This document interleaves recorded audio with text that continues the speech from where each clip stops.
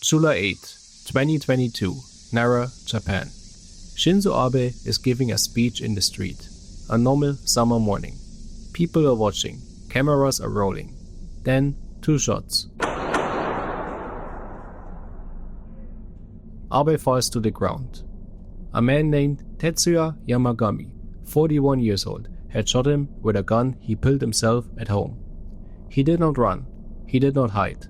He just stood there and waited to be arrested. Japan stopped. This was a country where political violence basically never happened, and Abe was the most powerful politician Japan had seen in decades. Everyone was asking the same question.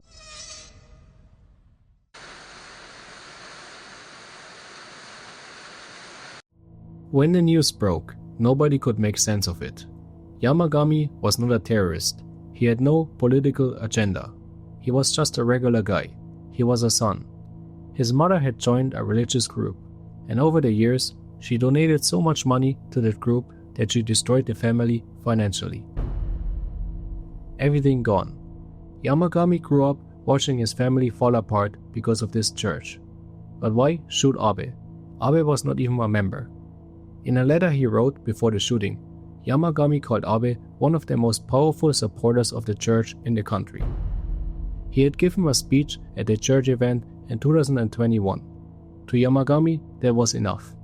So after the arrest, investigators started looking into it. And what they found was much bigger than one man with a grudge. Nearly half of the LDP, Japan's ruling party, had some kind of connection to this church. 179 out of 379 lawmakers attending events, taking donations, getting campaign support from church volunteers. 4 ministers had to resign. The Prime Minister's approval rating crashed. This was not a small cult hiding in the shadows. This was something that had been sitting inside the Japanese government for decades. But how does a Korean religious group end up that deep inside Japanese politics? To understand that, you need to understand one man.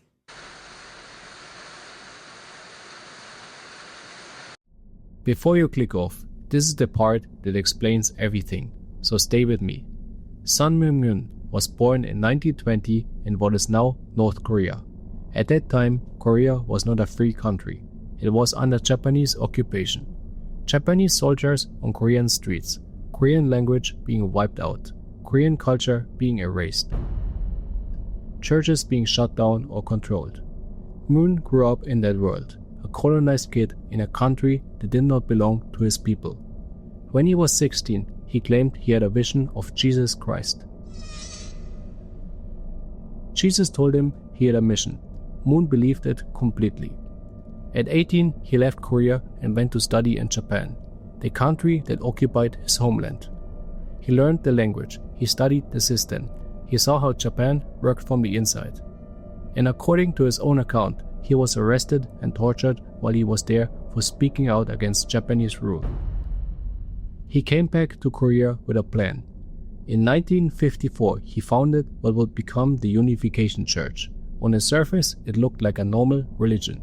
God, family, marriage, world peace. Nothing alarming.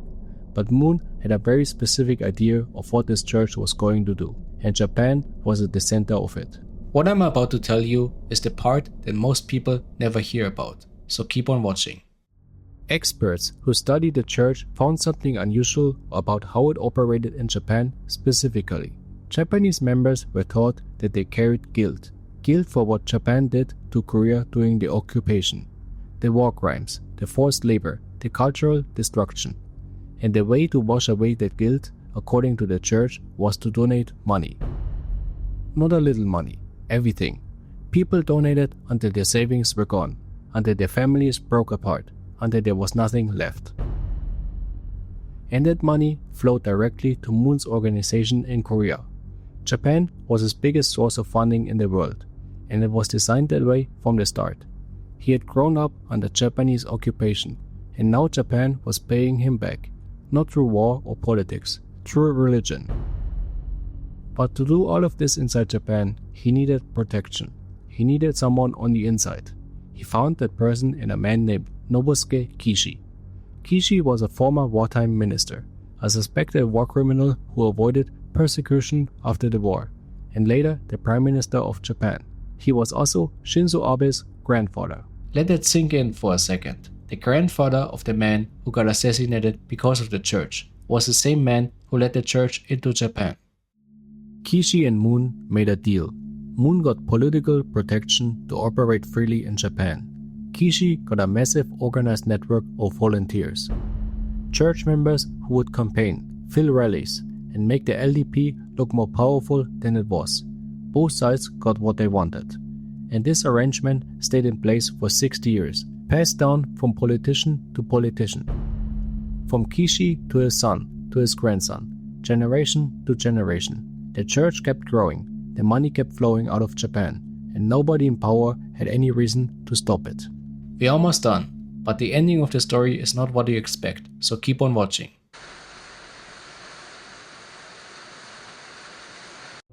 For decades, the Japanese media barely touched the story. Politicians stayed quiet. The public had no idea how deep it went. Then Yamagami fired 2 shots in Nara, and everything came out at once. The government launched an investigation. The LDP tried to distance itself. 4 ministers resigned. The Prime Minister's approval rating hit its lowest point since he took office. And in March 2025, a Japanese court officially ordered the Unification Church to be dissolved. Tax-exempt status gone, assets to be sold off. On paper, it was over. But here's the problem. A group that spent 60 years building relationships inside a government does not just disappear because a court says so. The 179 lawmakers who had ties to the church are still in their seats. The money that was collected over 6 decades had already moved. The networks are still there. The church is appealing the ruling. They called it unfair. They said the media had spread false information about them. Moon himself died in 2012, but the machine he built using Japan's guild and Japan's politicians to fund a global empire is still running. One man with a homemade gun forced Japan to look at what was hiding inside its own government. What they found was not a ghost, not a legend, not some ancient curse. It was something that had been sitting there in plain sight for 60 years, shaking hands, attending events, getting invited to dinners, and almost nobody noticed. Before you close the video and watch something else, here's some interesting facts that might shock you. First of all, why is the church called Unification Church? So Moon's belief is basically that the world is separate. You have different languages, different religions. His idea is to basically reunite the world into one church, one government, whatever. And part of that, for some reason, was also bringing Korea and Japan together. So what he did, he actually found Japanese women and married them to Korean men. So one of his main strategies was actually to find lonely Japanese women, and then what he would love bomb them.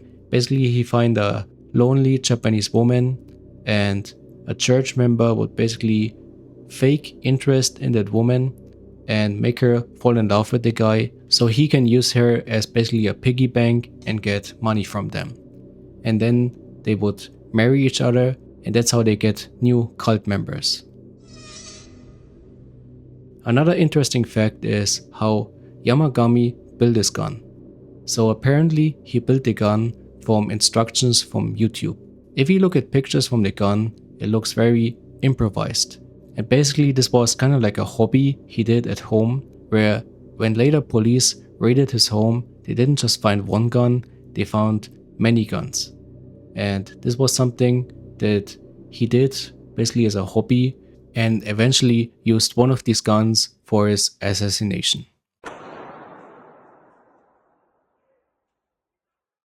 If you liked the video so far, please don't forget to like and subscribe. So I'm still a very small channel, I don't even have 1,000 subscribers, so my goal right now is to reach 1,000 subscribers. So if you press that subscribe button or the like button, or you post a comment with what you think about this video, this helps a lot. Also, there's a link for my Patreon in the description, so if you feel like supporting me, please do so, it helps enormously. That was basically today's video. Let me know in the comments what you think, and I'm gonna see you in the next video. Bye.